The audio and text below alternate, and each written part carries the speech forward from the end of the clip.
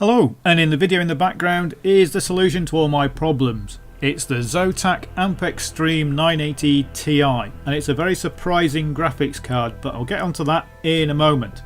This footage and the stats that I use come from a YouTube channel called Tech of Tomorrow. There should be a link to their video in the description below.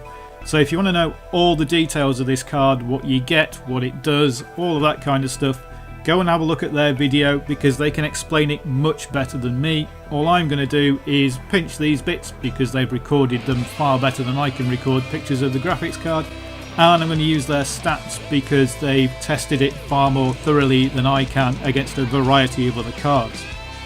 I will say it's a pretty damn big card, but it obviously takes up less room than the two cards that I had before. These are their 3D mark testing, and the thing that surprised me is not only is it coming ahead of a standard 980 Ti, but it's beating R9 Fury X's easily and even the GTX Titan X.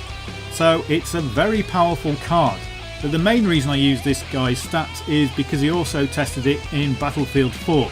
Now he's only doing it in high resolutions and on ultra graphic settings, but here you can see at 440p in Ultra it's getting 105 frames a second. As I run Battlefield in 1080p, I'm having no trouble getting 150 frames a second from a single card, and the card isn't even running that hot. So it's a very good card. This footage you can see is recorded using OBS, standard 1080p, it's at 10 megabytes per second, but it's at 60 frames a second rather than the usual 30 that I record at, because I thought if I'm going to test it out, I'll test it out at the max. So YouTube will do 60 frames a second, so I'll try recording at 60 frames a second. The only change I've made is it's now using the NVIDIA H.264 codec rather than the standard H.264 codec, but as you can see it's getting very good results at 60 frames per second on this new card. So the recording problems should all be sorted.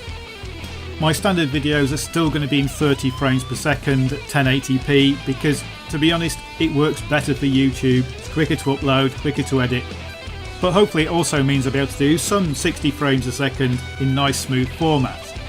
This is recorded using Shadow Play, so this is NVIDIA's own recording software. Now it's not as detailed as OBS, it doesn't have all the features of OBS, but it does seem to record video really well.